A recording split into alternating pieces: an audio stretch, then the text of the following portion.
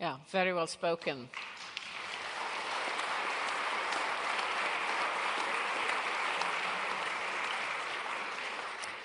And I think the dilemma for Europe is exactly how to not only contain and deter Putin, but it's containing also Trump's sort of the commander-in-chief and then the fantastic military apparatus below him, which is commanded by him, but which behaves as normal in a wonderful way, in a way. The military cooperation with the US is excellent, continues to be so, while at the same time the man on the top has these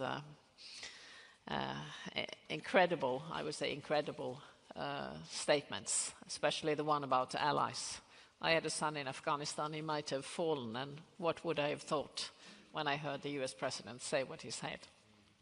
So this is the dilemma, how to keep the military cooperation intact while maybe containing or ignoring, I don't know what we should say, many of the statements and policy actions of the US president in the 3 years ahead. Because you said interest, Barbara, of course, if there's a new round about Greenland and sovereignty, then there will be a conflict. If there's a new stab at Canada's independence as a sovereign state, there will certainly be conflict because principles about these key issues really matter so much. Do you want to comment on in the debate here? Once again, I would agree with the importance of the alliance and its contribution with my good friend, the General. If I was sitting in my MAGA world, there would be another general who would go equally rightly say about how much America carries the burden and what happens the other side of it, which he would be right just like this general was. And I think both of them are right. Now the question still is, yes, there is hurt. It's palpable here and to my left and palpable in the room. But President Trump, again, you can go one way or the other. What can Europe do? He does appreciate, and he did appreciate by Hague and the 5% commitment. I mean, he said they didn't do it. He came out of it and said, I think they really care about it, and they are going to do it. God bless them. Yes, Romania but that is consistent with the idea that Romania can address with conventional weapons, and we will try to be more on the nuclear and the defense and the spy and the logistics side of it. So these things are not inconsistent. And yes, I think it's important to deal with it in a very importantly credible manner.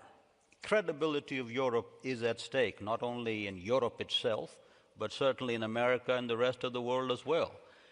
We do work, I mean, values are important, but values oftentimes are more relevant in this discussion than they are in an electoral campaign or when hard facts are done. Interests do carry.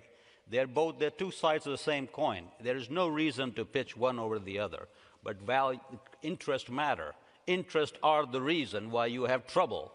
If values were so darn important, Ben's point should have been a really easy one, vis-a-vis calling just Russia an enemy.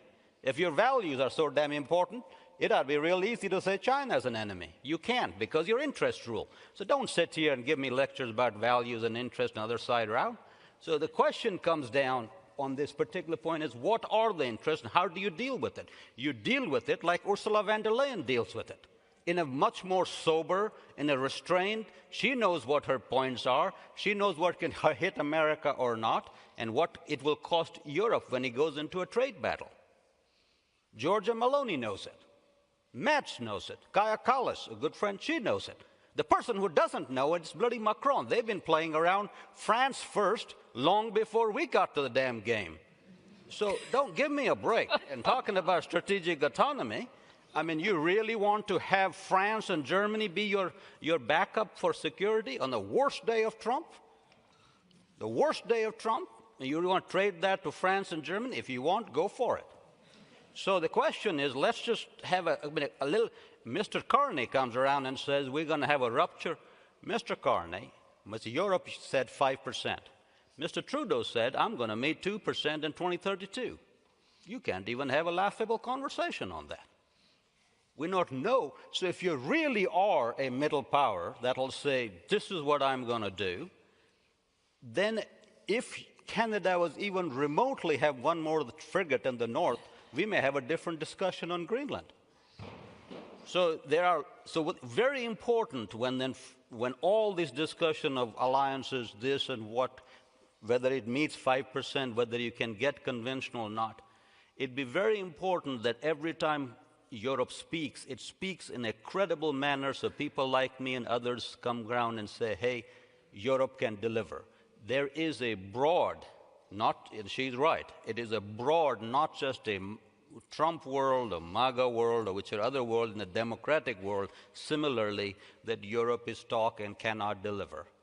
You have to change that narrative.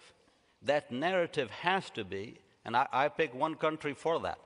If you want to take one country that stands in abject counter to that narrative, it's damn Finns. They're one of the only people I know who talk less and deliver more. And so the rest of this, you just have a conversation, we ought to be doing more.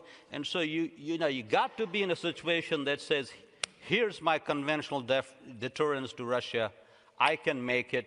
Let's talk about, can we have a continued idea on nuclear? Do I really need nuclear? Because I really cannot, because even America is having trouble trying to update our nuclear arsenal because the cost is pretty darn high. Yeah. For you guys to come, you have trouble doing 5%. I don't know when you're going to meet 5%. For you to talk any of the stuff you're talking here, you're talking 10, 15%.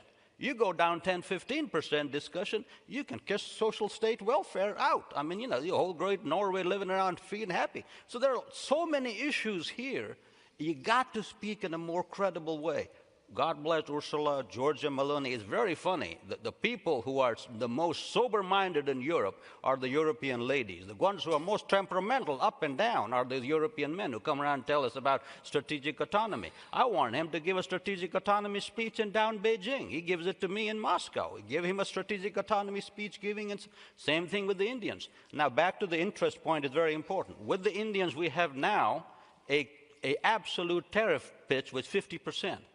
That has not hindered our defense and technology cooperation. It's moving, because the interests are so much aligned, that they are moving in a side-track on this issue. So credibility, deliverance, I think conventional deterrence in your capacity, deliver it, change the tone, and I think you will find not only under MAGA Trump, but let's say what happens after Trump.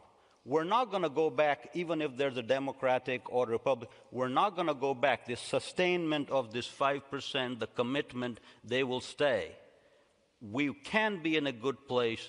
Let's talk about interest, which does not in any way preclude the value of the values, but let's start with interest so we get a more, just like was talked about, more sound, more balanced, more sustainable alliance as we go forward, and a stronger one for it.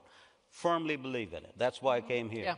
Well, I mean, it's clearly the term interest was also mentioned very strongly by the Prime Minister, that it's about interest. And of course, interests, we have this long debate about what's the limit of an interest. Of course, values, in terms of sovereignty as a principle and key issues of international law and so on are interests, especially for smaller, middle-sized powers. I just want to make one point. I had Indians, yeah, but you have they are now to the global south. Please, the global south people, the Indians come up here. You know what Indians say in the Raisina dialogue? When I go to Europe, I come back with value fatigue.